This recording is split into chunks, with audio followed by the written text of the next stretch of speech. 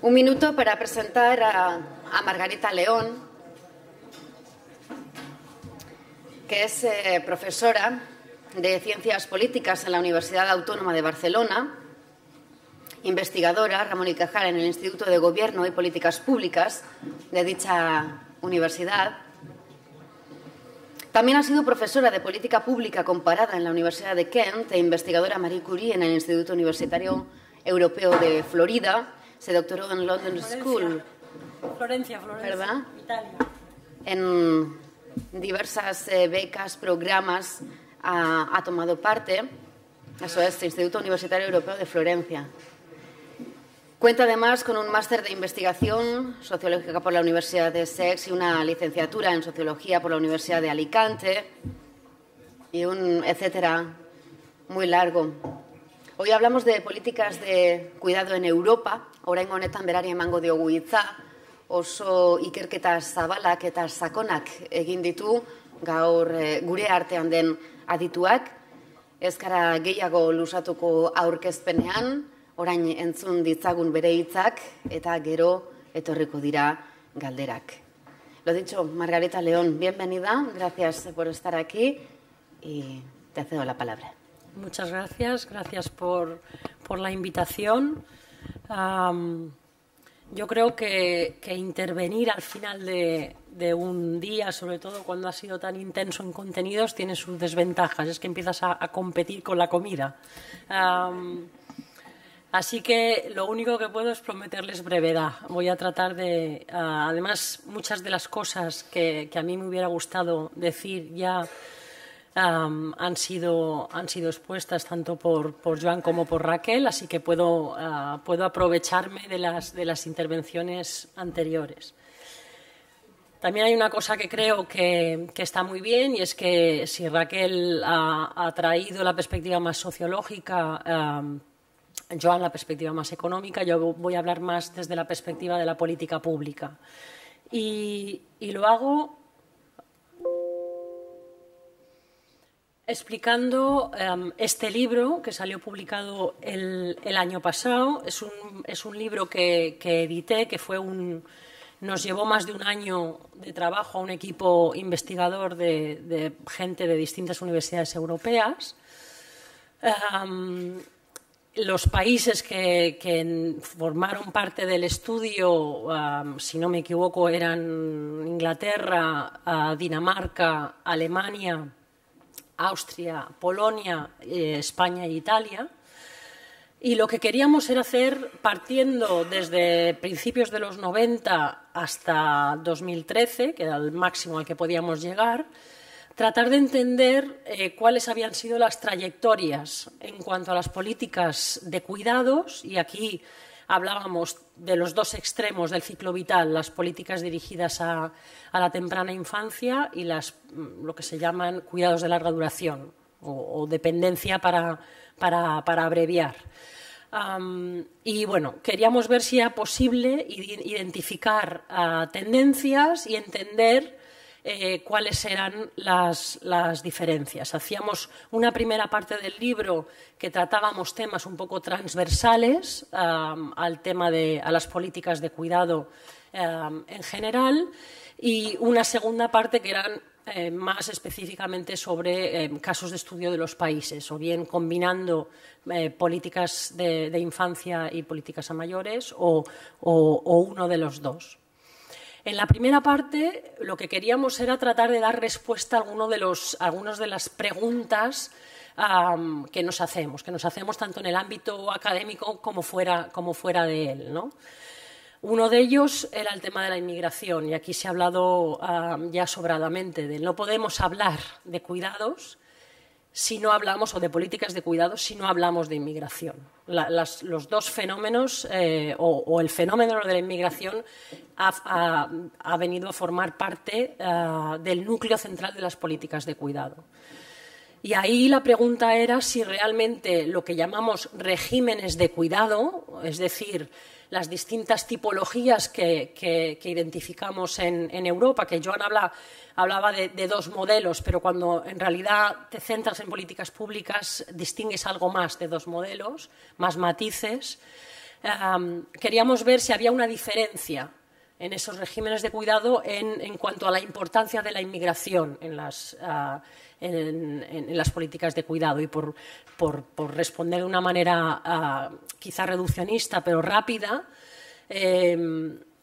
sería, bueno, la inmigración es fundamental en todos los contextos, en todos los regímenes, en todos los países. No es solo un fenómeno del sur de Europa, en absoluto, pero sí que hay una diferencia muy importante entre una inmigración que viene a cubrir sobre todo cuidado informal, donde en aquellos países en los que el Estado asume poca responsabilidad por las tareas del cuidado, y es el caso claramente de Italia y de España, pero también el caso de Austria, por ejemplo, de una manera incluso de Alemania en el cuidado a personas mayores.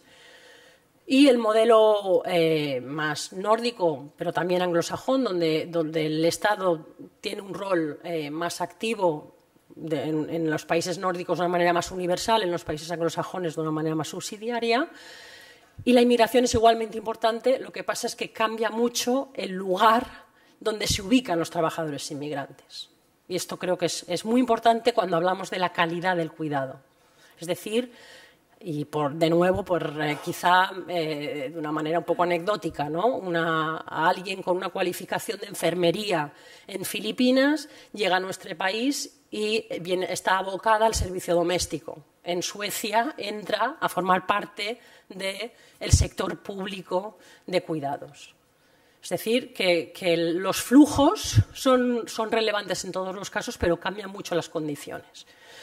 Una segunda pregunta, un segundo capítulo a la pregunta que le queríamos dar respuesta es si los modelos más familistas, es decir, los modelos de cuidados que giran más alrededor de la familia, lo que nos muestran es, bueno, efectivamente hay una relación más estrecha entre las generaciones en relación con el cuidado, pero de solidaridad intergeneracional, que en los países en los que el Estado asume un rol más activo. Y este capítulo al que se dedicó Marco Albertini, pues de nuevo una respuesta rápida es, pues realmente no es así. La familia es importante en todos sitios. No es cierto que las personas mayores danesas vivan su ancianidad en soledad. De nuevo, lo que cambia mucho son las condiciones, es decir, los criterios de calidad. Mientras que en los países donde no existe la ayuda, las familias asumen tareas que tienen que ver con la supervivencia. En países como Suecia, Dinamarca, etcétera, el tiempo de cuidado es un tiempo de más calidad, es un tiempo de acompañar, de pasear, etcétera, ¿no? Pero no esta tesis de que la intervención de los poderes públicos lo que hace es desplazar a la familia es un poco un tópico. Y en tercer lugar, otra de las preguntas que nos hacíamos es si este protagonismo de la familia en los cuidados, tanto a la infancia como a larga duración, en algunos países más que en otros, reflejaba unas sociedades más tradicionales. La pregunta si realmente, bueno, lo que se demanda es que las mujeres fundamentalmente ejerzan ese rol. O sea, están reflejando, las políticas no hacen más que reflejar esa idea de familia más tradicional. Y de nuevo, pues desmontando un poco tópicos, no es del todo así. Desde luego en España no es en absoluto así. El cambio en valores y actitudes con respecto a la función o el rol de las mujeres en la sociedad ha cambiado de una manera que no tiene correlato en la política pública. No es cierto que tengamos una idea según la cual la función principal de las mujeres sea atender a las personas mayores y a los niños pequeños. Hay una de las preguntas muy significativas que se hace en la encuesta social europea que dice, y esto lo ha aplicado a los niños, que dice los niños pequeños sufren si las madres trabajan. En Alemania el porcentaje de mujeres y de hombres que dicen sí es muchísimo más elevado que en España. Es decir, no existe esta idea de que el trabajo de las mujeres sea malo para la organización familiar. Lo existía, pero el cambio en cuestión de muy poco tiempo ha sido muy grande. Así que esto nos lleva a la reflexión de, bueno, ¿qué vienen primero, las políticas o vienen primero los cambios sociales? Bueno, en este caso, claramente, hay cambios sociales que están ya ahí y, sin embargo, no hay políticas que se adecúen a... Es decir, funcionamos con políticas en los países que estamos más retrasados que no se corresponden a las transformaciones sociales profundas que hemos vivido, ¿no? Bien, por retomar un poco el tema más general, el punto de partida del libro, por supuesto, este desequilibrio del que ya hemos hablado entre demanda y oferta. Un desequilibrio que venimos a llamar el déficit del cuidado. Por el lado de la demanda, por supuesto, el envejecimiento de la población.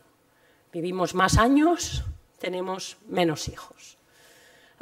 Por el lado de la oferta, entre otras cosas, además del tema fiscal, por supuesto, del que hablaré más adelante, la menor disponibilidad de las mujeres como para convertirse en full-time cuidadoras informales.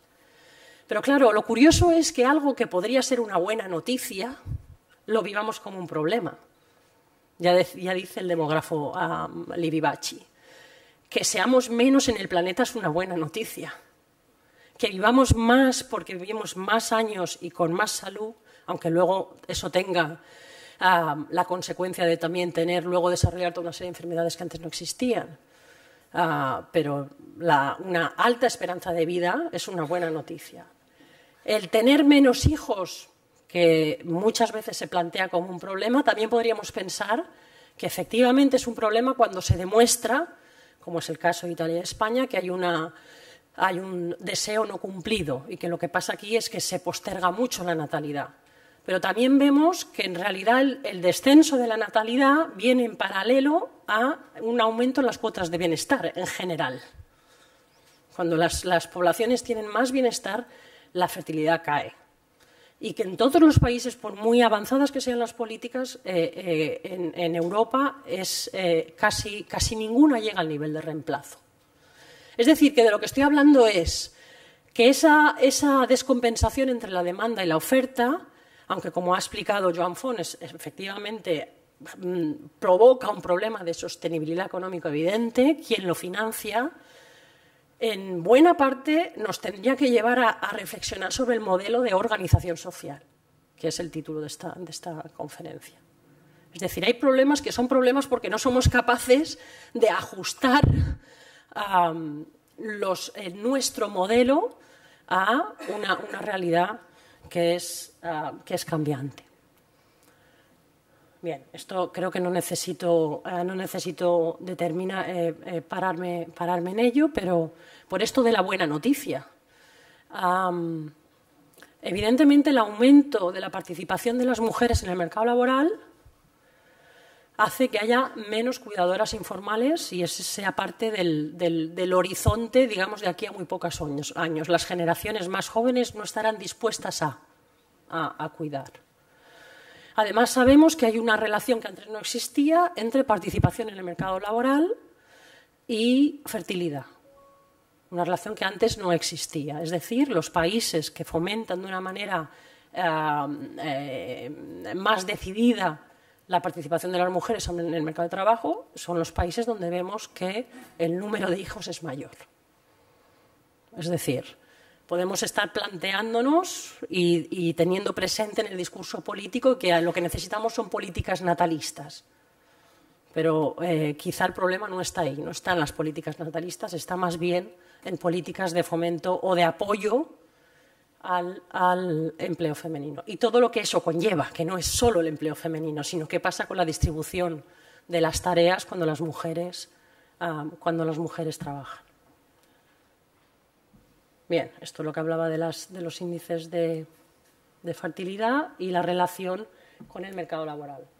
Hace muy poco concluimos un estudio en el que comparábamos, una comparación un poco rocambolesca, pero comparábamos la participación de las mujeres en el empleo en Corea y España. ¿Por qué? Porque tanto en el sureste asiático como en el sur de Europa se entienden que son modelos familistas y que hay toda una serie de elementos que coinciden. Y queríamos comparar. Y sí, hay toda una serie de elementos que coinciden. Pero había una diferencia muy significativa entre los dos. Es que en Corea, ya digo, los elementos que coinciden son, entre otras cosas, un elevadísimo índice de participación de las mujeres en la educación superior, el acceso de las mujeres a la universidad. En Corea, ese acceso a la educación superior no se traslada en una permanencia en el mercado de trabajo, sino que siguen una pauta mucho más tradicional. En el momento en el que tienen hijos, abandonan el mercado laboral. Así que hace una especie de U. Abandonan el mercado laboral cuando tienen hijos, regresan bastante tarde hasta conseguir la pensión. En España ese fenómeno no se produce, ya no se produce, se producía. De nuevo, incido en el hecho de que no podemos, tenemos políticas que no dan cobertura a lo que es una sociedad que se ha transformado profundamente. Es decir, que incluso en la época de crisis en las que ha subido de una manera espectacular el desempleo, la tasa de actividad no desciende. O sea, no es cíclica como lo hubiera sido en otro momento. Bien, así que estamos con este panorama. Ese desequilibrio entre la demanda y la oferta, estamos con este panorama. Y que creo que Joana ha mencionado, digamos, ha sido un poco el hilo de buena parte de la intervención anterior. Bien, lo que pasa es que tendemos a visionar este problema desde el punto de vista de la sostenibilidad económica del sistema. Es decir, ¿vamos a tener dinero para? Lo que más oímos es esto. Y lo oímos en relación, sobre todo, a las pensiones, pero no solo.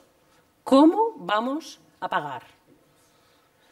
Pero hablamos mucho menos, y eso es lo que un poco quizá la motivación del libro, de temas que tienen que ver con la sostenibilidad social y que desde mi punto de vista es tan importante. Sería muy ingenuo no preocuparse por la financiación, evidentemente, ¿no? Si no hacemos propuestas que son como nubes que se esfuman, ¿no? Evidentemente que hay que pensar en cómo se financia, pero tan importante como eso es pensar en temas de sostenibilidad social y que yo creo que están sorprendentemente muy poco presentes en la agenda política, sobre todo cuando hablamos de dependencia, mucho más cuando hablamos de cuidado infantil. Y es curioso, por cierto, cómo en temas de cuidado infantil la sostenibilidad social, preocupaciones por la inversión futura, por la inversión en el capital, etcétera, ha calado en la agenda política mucho más que cuando estamos hablando de la mal llamada dependencia, de los cuidados de larga duración. Claro, ¿qué implica hablar de sostenibilidad social? Implica hablar de cohesión, pero no solo, implica hablar de solidaridad intergeneracional, de la convivencia entre generaciones. Invita a un planteamiento de políticas o de relaciones que hasta ahora no tenemos y que, si acaso, pienso que se dan en el ámbito municipal, que es mucho más difícil de ver a no ser que estudies el caso concreto, ¿no? pero que no está tan directamente observable, ¿no? Cuando estás en la distancia. Bien. En el libro nuestro queríamos indagar este tipo de problemas o de evolución de política que tiene un carácter más cualitativo, pero empezamos observando los datos agregados. Tengo que decir que acabamos muy pronto. Es imposible ver la evolución en la trayectoria de las políticas en los distintos países mirando en este ámbito de política pública, observando datos agregados. De lo poco que pudimos observar es que, evidentemente, como ya se ha dicho, el esfuerzo de gasto es muy desigual.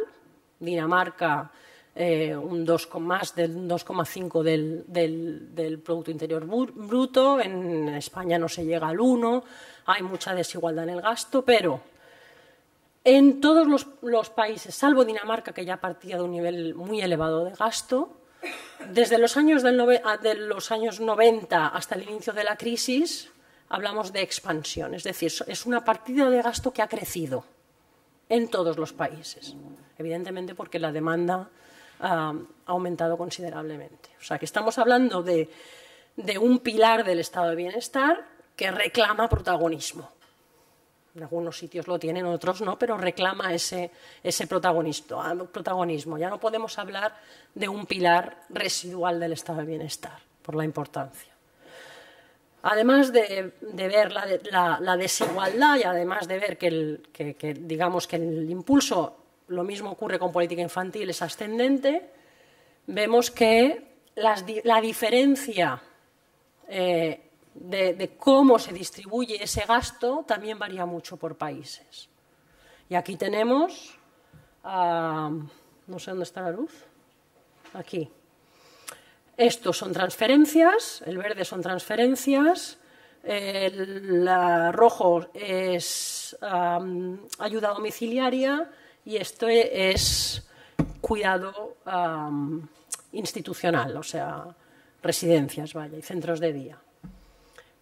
Y, por supuesto, Dinamarca, mucha atención domiciliaria, mucho servicio. En países como Italia, mucha más transferencia económica. Bien, pero como digo, podíamos hacer poco análisis con los datos agregados y miramos varias fuentes, pero estos que he presentado son de la OCDE. Y yo también vengo con un catarro, siento la voz. ¿Por qué no podemos centrar o llegar a muchas conclusiones mirando solo datos agregados? Pues porque en el terreno, en el ámbito de las políticas de cuidado, hay un problema de definición que no existe en otros ámbitos de política pública. Y divido esto en tres principalmente. Los derechos, el derecho al cuidado o los derechos de las cuidadoras, la definición es mucho más frágil que el derecho, por ejemplo, a la educación, o el derecho a la sanidad universal, o el derecho al subsidio del desempleo, o el derecho a la pensión. El cómo definimos el derecho de por sí ya es frágil. Y esto quiere decir que varía mucho según el contexto y también según la época. Lo que entendemos por un derecho universal subjetivo a la dependencia, según hablemos de Dinamarca o de Italia, no tiene nada que ver.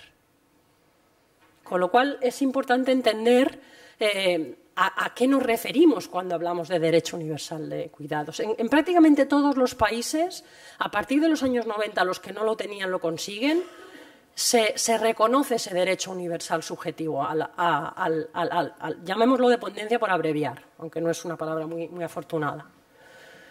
Algunos países, como Holanda, que se ha mencionado antes, lo consiguen mucho antes, Dinamarca también, pero en los años 90 en general, los estados de bienestar que no tenían concedido ese derecho, que no figuraba como un derecho universal, se reconoce.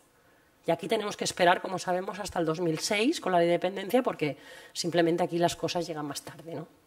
Pero bien, finalmente con la ley de dependencia llega ese derecho universal subjetivo. Pero bien, ¿qué quiere decir un derecho universal subjetivo?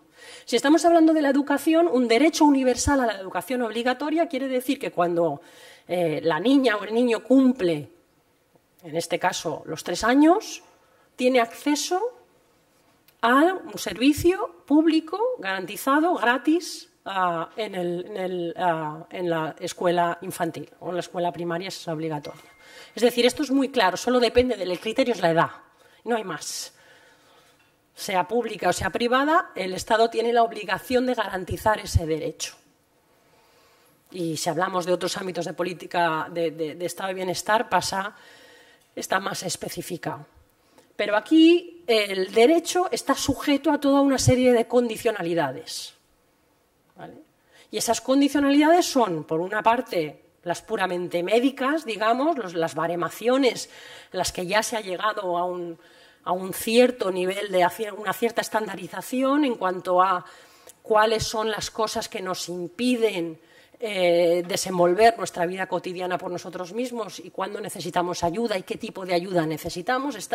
Ese tipo de baremaciones, digamos, que tiene un cierto consenso internacional, pero luego hay otras consideraciones, otros condicionantes que no son estrictamente médicos o de movilidad, sino que tienen que ver sociales, por ejemplo, recursos. Cuando se introduce la disponibilidad de la familia a prestar el cuidado, por ejemplo, lo que estás es condicionando el derecho a algo que es tan subjetivo como que tengas a alguien en tu familia que te pueda o no te pueda cuidar. Y eso existe en algunos sitios, en muchos otros no existe. Es decir, ya deja de ser universal, estás arrebatando cachitos a la universalidad del derecho o lo estás reduciendo. Y luego, por supuesto, hay criterios territoriales, ¿no? Si otorgamos este derecho por residencia, por ciudadanía, etc. Es decir, que la idea del derecho universal tiene mucho menos valor que cuando estamos hablando de otro tipo de derechos fundamentales. Y creo que esto es importante. Además, incluso cuando el derecho se reconoce, el quien se responsabiliza de satisfacer o de cubrir ese derecho tampoco está muy claro. Aquí hay demasiados limbos, digamos, y eso es así en todos sitios. Es imposible no entrar en el terreno de la distribución territorial, de las responsabilidades de las distintas administraciones territoriales para entender esto. ¿Vale? Es el Estado, es el gobierno autonómico en este caso, las administraciones locales, son las entidades sin ánimo de lucro junto a, es decir, lo que se llama el welfare mix, la relación que se ha hablado antes entre familia, mercado, comunidad y Estado, en este ámbito es, digamos, borroso, es bastante borroso. Y por eso la variabilidad entre países dificulta mucho la comparación. Y yo diría que no solo entre países. Aquí hablamos de España en cuidados de larga duración, pero los abismos que existen entre distintas comunidades autónomas y ahora quizá cada vez más entre ciudades, no sé si le resta mucho valor a la categoría, a la unidad de análisis estatal. ¿Quién lo financia? Eso igualmente, en algunos casos se financia vía impuestos, en otros se financia vía cotizaciones, son partidas que se distribuyen a la administración local, etc. Eso complica ¿Y qué tipo de servicio? ¿Y con qué criterios de calidad? Y esto, la calidad está muy presente en el estudio, porque pienso que esto, tanto hablemos de infancia como hablemos de cuidado a personas mayores, no es solo un tema de cobertura, es un tema, yo diría, sobre todo de calidad. ¿Y cómo medimos la calidad? Y no tenemos tampoco criterios estándares de medición de la calidad de los cuidados. Tenemos un poco más claras las cosas cuando hablamos de infancia, sobre todo a partir de la educación infantil, pero muy poco cuando estamos hablando de dependencia. Nosotros hicimos una proxy, digamos, y lo que consideramos para poder comparar estándares de calidad era centrarnos sobre todo en las condiciones de los trabajadores o de las trabajadoras, en cuanto que es un sector que es fundamentalmente intensivo, en cuanto a que lo más importante del sector es la mano de obra. Con lo cual, el ver en qué situación están las trabajadoras o los trabajadores en el sector ya es una indicación bastante importante de los estándares de calidad del servicio. Bien, esto sé que no lo van a poder leer, pero llegamos a una cosa así. Y esto fue después de muchas discusiones que tenían que ver con no solo con el análisis de las políticas en cada uno de estos países, sino del funcionamiento.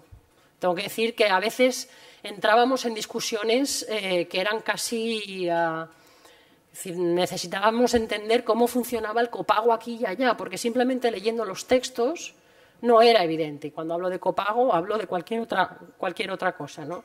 Terminologías que se utilizaban en distintos contextos tenían significados muy diferentes. Bien, pero las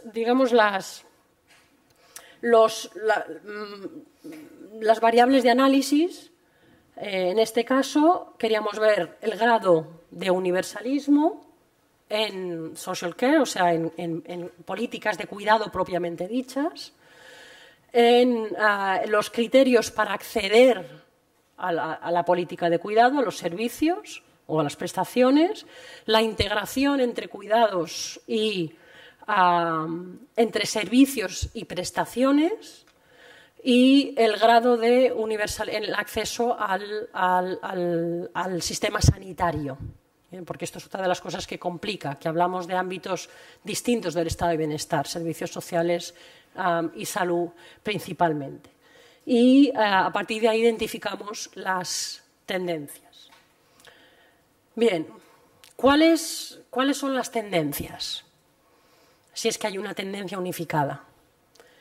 Lo que vinimos a decir fue que la tendencia, sí que es cierto que con anterioridad a la crisis, la tendencia, como he dicho, fue a la expansión, a un mayor universalismo, pero en paralelo una creciente externalización.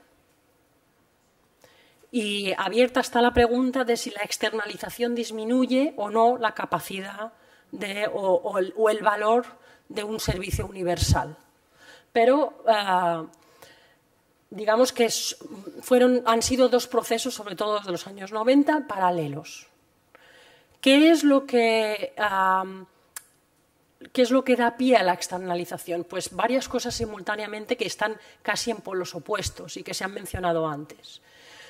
Por una parte, la necesidad de externalizando ahorramos costes, evidentemente. Y en este equilibrio entre demanda y oferta, desde el principio se ve que si lo que se quiere es ampliar la cobertura, parte de esa cobertura tiene que externalizarse porque se ahorra. Externalizarse quiere decir, por una parte, abrir el mercado al sector lucrativo, al mercado privado, y por otra parte, darle más protagonismo a las familias. Aquí eso suena raro porque el protagonismo ya nos sobra protagonismo, pero en otros países se habla de refamiliarizar las políticas de cuidado de los servicios públicos, de nuevo hacia la familia. Así que tiene esa parte de ajuste de cuentas. Pero tiene otra parte que no es menos importante y que creo que es importante tenerlo en consideración, que tiene que ver con toda esa filosofía o toda esa idea del derecho a decidir. Claro, viniendo de Cataluña es difícil hablar de derecho a decidir y no pensar en autodeterminación. Aquí estamos hablando de una cosa que no tiene nada que ver. Pero pensemos que en un país como Reino Unido la exigencia por el derecho a decidir fue muy fuerte entre grupos de presión de personas con discapacidades. Es decir, los beneficiarios de las ayudas exigían una mayor flexibilidad en cuanto a la posibilidad de elegir a qué tipo de servicio y cómo acceder a él. Es cierto que ha habido una puerta de atrás que ha dicho, muy bien, el derecho a decidir va a querer decir que simplemente vamos a retranquearnos en nuestras responsabilidades, las administraciones públicas. Y vamos a dejarlo en manos, por ejemplo, del sector privado, que de una manera muy equivocada, como ya sabemos, pero se intuye que tiene una mayor capacidad para ajustarse a esa flexibilidad, a esa diversidad. Pero esto no ha sido del todo en todos sitios así. Es decir, la introducción de esta idea del derecho a decidir no ha ido siempre en detrimento del servicio público.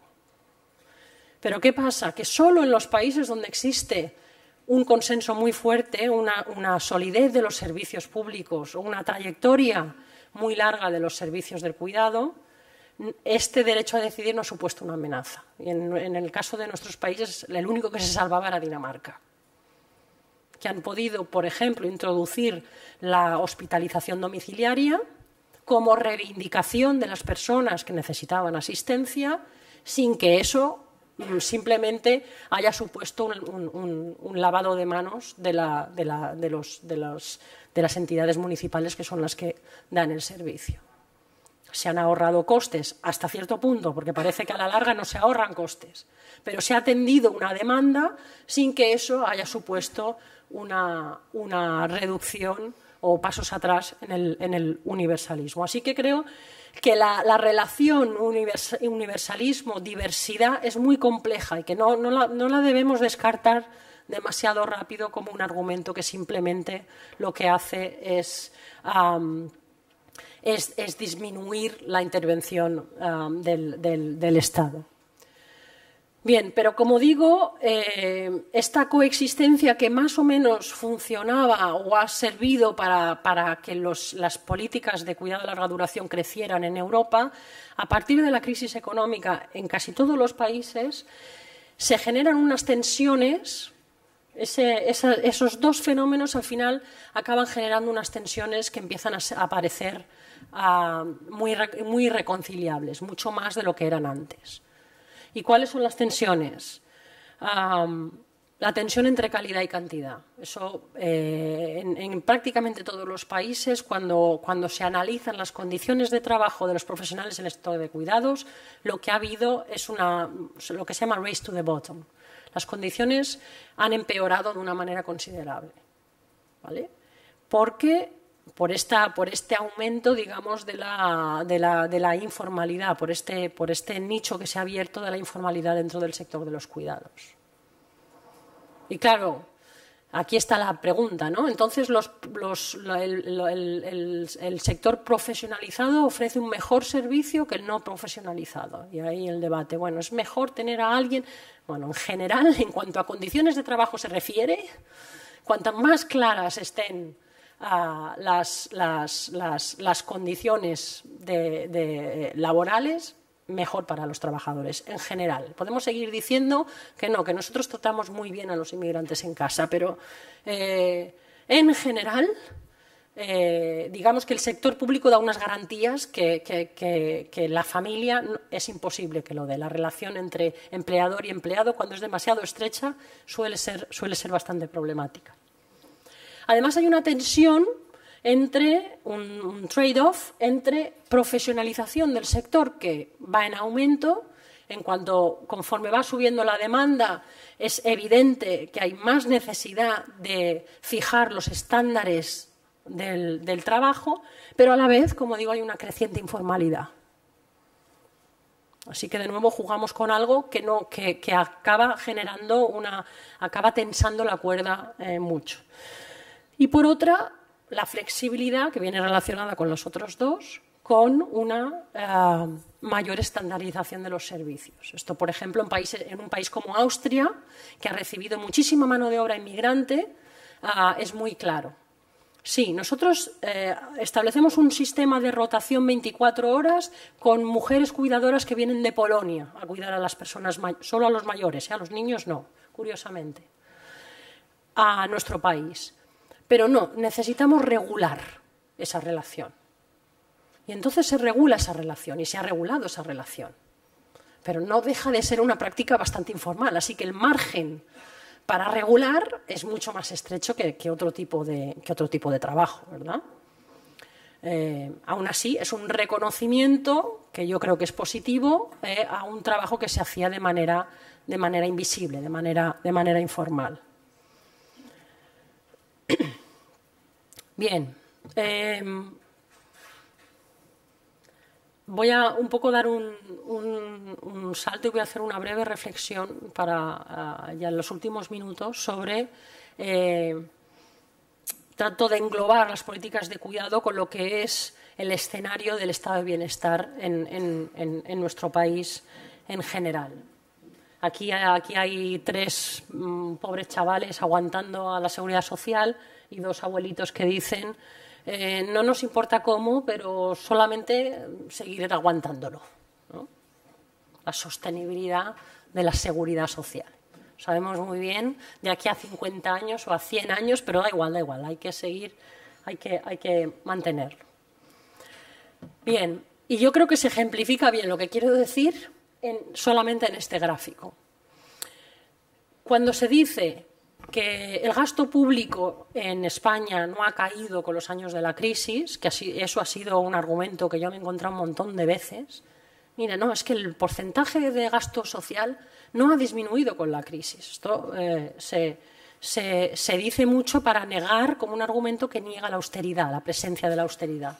Esto de la austeridad se lo están inventando ustedes porque los datos no reflejan que haya habido recortes. Bien, es cierto que el gasto público no ha disminuido. En términos generales es cierto que no ha disminuido. ¿Pero qué ha pasado? Pues ha pasado una cosa muy interesante, y que yo creo que se habla poco, pero de lo que deberíamos de hablar mucho más. Y es que ha habido un trasvase entre los distintos ámbitos del estado de bienestar muy significativo. Ha subido de manera espectacular pensiones, desempleo y deuda, lo que pagamos intereses de la deuda.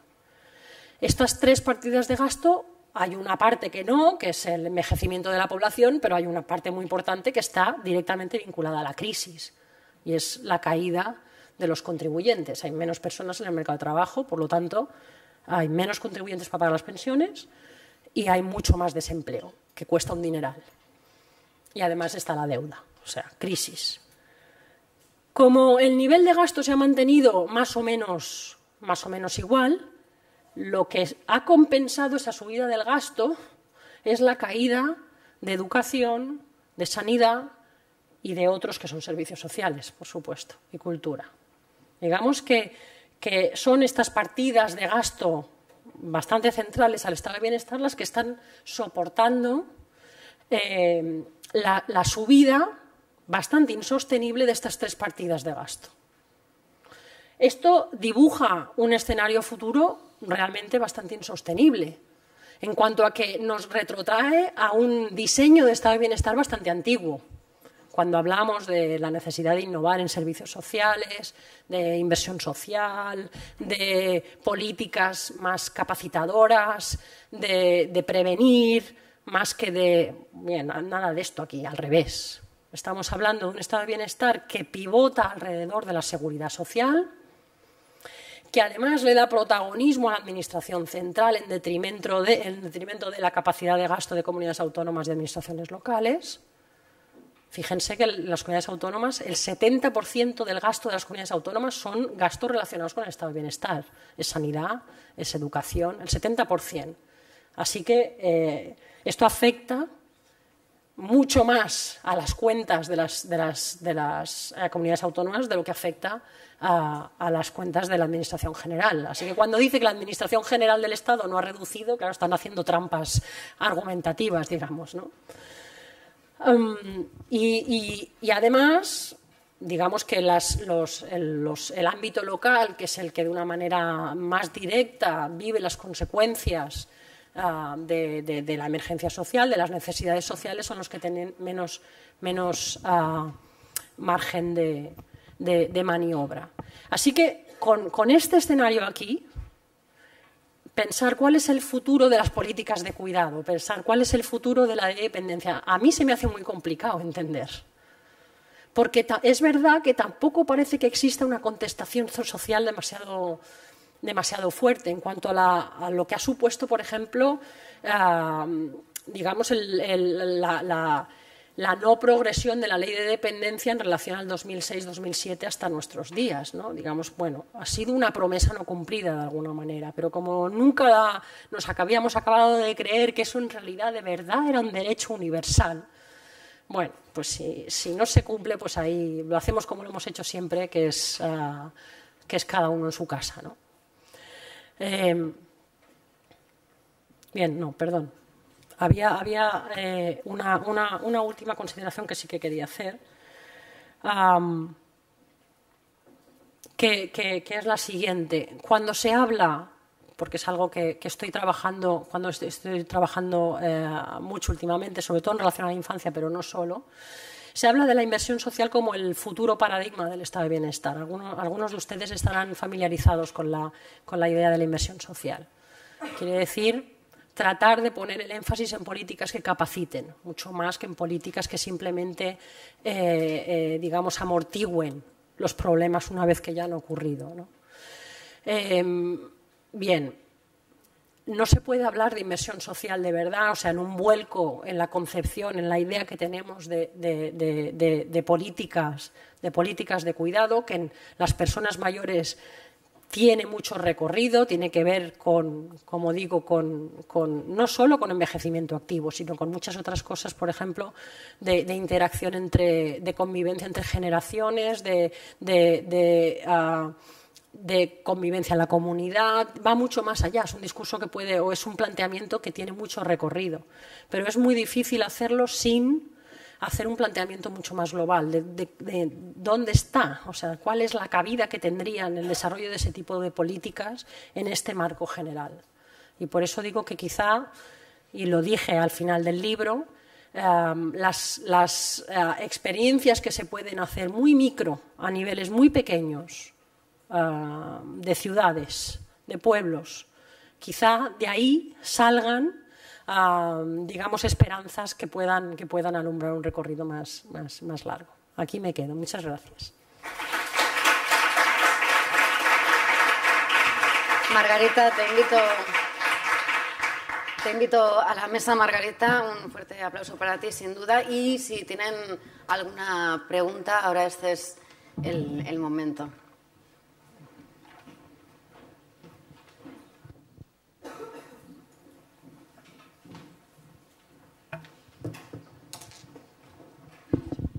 Kaixo, bueno, no sé si es una pregunta o casi, porque antes he pedido la mano, pero no ha dado tiempo. Es un poco una reflexión o, bueno, un aporte que, bueno, cualquiera de las tres personas que han intervenido, pues me gustaría conocer su opinión.